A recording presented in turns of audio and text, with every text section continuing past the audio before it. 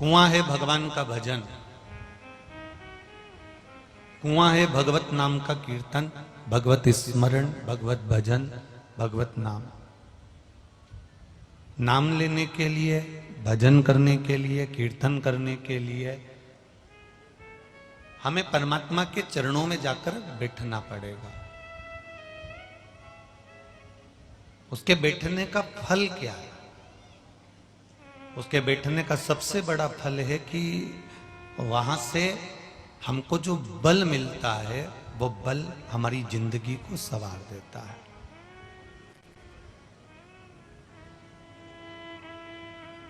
आप लोग बैतूल से आए हैं, कई लोग मुल्ताई से आए हैं, कोई नागपुर से आया है, कोई परतवाड़ा से आया, कोई अमरावती से आया, कोई कहीं से, कोई कहीं से, इटारसी, कैसला, सुखतवा, नर्मदापुरम, बैतूल, बाबई, माखन नगर, ना जाने कहां कहां से आप लोग लाखों की संख्या में आए हो। जितने लोग पंडाल के अंदर हैं उससे दुगने पंडाल के बाहर हैं, जितने पंडाल के बाहर हैं उससे दुगने ये इंदौर नागपुर रोड के हाईवे पर बैठे हुए हैं।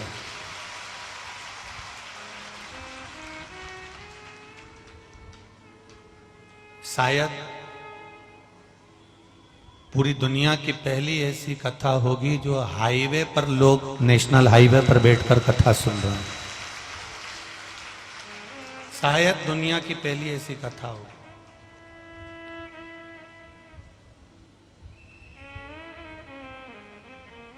एलईडी एलसीडी कितना काम करेगी? पंडाल तक, पंडाल से बाहर, ग्राउंड तक।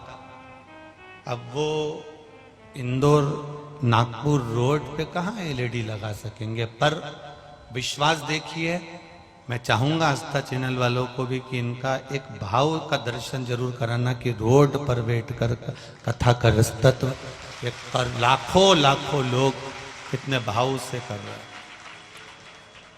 और केवल एक विश्वास और इनका साइलेंट रहना, इनका मौन रहना, इनका चुप रहना, और जहां जगह मिल जाए उस जगह पर बैठकर कथा का लाभ ग्रहण करना।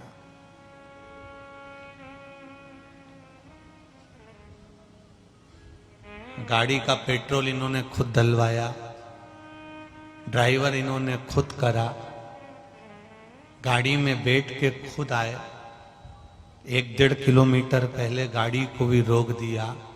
बूढ़े हैं, बच्चे हैं, पर पैदल चलते चलते मेरे भोले के चरणारविंद तक पहुंचे हैं। शिव कृपा। अब आपने देवाधिदेव महादेव के चरणों में जाकर बैठे हो, उसके पास बैठे हो, तो तुमको थोड़ा ना थोड़ा तो गर्व होना चाहिए, आनंद होना चाहिए। मैंने तो कथा के पंडाल में बैठ के कथा सुनी। ये हमारा गर्व है, ये हमारा एक आनंद है, हमारा ये भाव है। जैसे जिसका बस स्टैंड पे घर होता है ना, उसको बड़ी अकड़ होती है। जिसका रेलवे स्टेशन पे घर होता है उसको भी बहुत अकड़ होती है। जिसका हॉस्पिटल के पास घर होता है उसको भी बड़ी अकड़ होती है। जिसका थाने के पास घर होता है ना, उसको भी बड़ी अकड़ होती है। गर्मी इतनी रहती है उनको, अरे आधी रात को आ जाओ साहब, बस स्टैंड पे ही अपना घर, बस स्टैंड पे ही आधी रात को आ जाओ भले। और कहीं कहीं का कहते हम तो रेलवे स्टेशन के पास रहते हैं, तुम्हारी मर्जी पड़े तुम जब आओ, अपन तो बस स्टेशन के बाद 2 कदम चलोगा नहीं, स्टेशन से बाहर निकलोगे, बस थोड़ा सा आगे बढ़ना और पूछ लेना बेहरू का मकान कहाँ है, कोई भी बता। इतनी गर्मी, बस स्टैंड के पास रहने वाले को इतनी गर्मी है, रेलवे स्टेशन के पास रहने वाले को इतनी गर्मी है, हॉस्पिटल के पास रहने वाले को इतनी गर्मी है, थाने के पास रहने वाले को, अरे मैं तो पूरा घर यूं ही खुला छोड़ के आ जाती हूँ, अपनी तो थाने में बहुत पहचान, एक भैया जी से कह देती हूँ जरा ध्यान धर लीजिए, इतनी गर्मी, जरा सी कोई बात होनी, अपना तो थाने के पास घर, जरा सी टेंशन नहीं। अब बस स्टैंड के पास रहने वाले को इतनी गर्मी, रेलवे स्टेशन के पास रहने वाले को इतनी गर्मी, हॉस्पिटल के पास रहने वाले को इतनी गर्मी, और थाने के पास रहने वाले को इतनी गर्मी, तो महादेव के पास रहने वाले को कितनी गर्मी होगी, जरा विचार करिए। अगर आप महादेव के पास में बैठे हो, शिव कथा में बैठे हो, भगवान के भजन में बैठे हो, शंकर भगवान को एक लोटा जल समर्पित कर रहे हो, शिव जी को रिझा रहे हो, तो तुम में थोड़ी ना थोड़ी गर्मी तो रहेगी। तो मुझे जानता नहीं है, ए यमराज ऐसे नहीं ले जा सकता, ये मेरे भजन की गर्मी, ये धन दौलत की गर्मी नहीं है साहब। धन की गर्मी तो एक दिन समाप्त हो जाती है, काया की गर्मी भी एक दिन समाप्त। ये मेरा अभिमान है।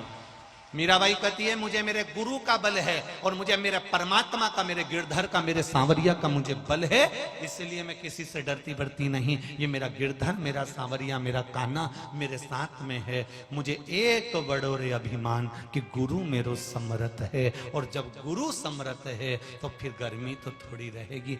आपके पास में अगर शिव है, आप एक लोटा जल देवाधिदेव महादेव को चढ़ा रहे हो, तो थोड़ा ना थोड़ा गर्मी तो तुम्हारे भीतर रहेगी कि मेरा शिव मेरे साथ में खड़ा हुआ है, मेरा महादेव मेरे साथ में खड़ा हुआ है।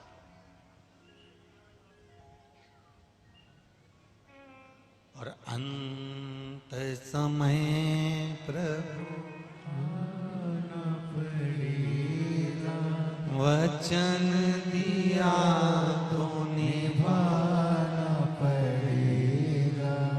आए ना आए प्रभु कुटुंब कबीरा, अंत समय प्रभु आना पड़ेगा।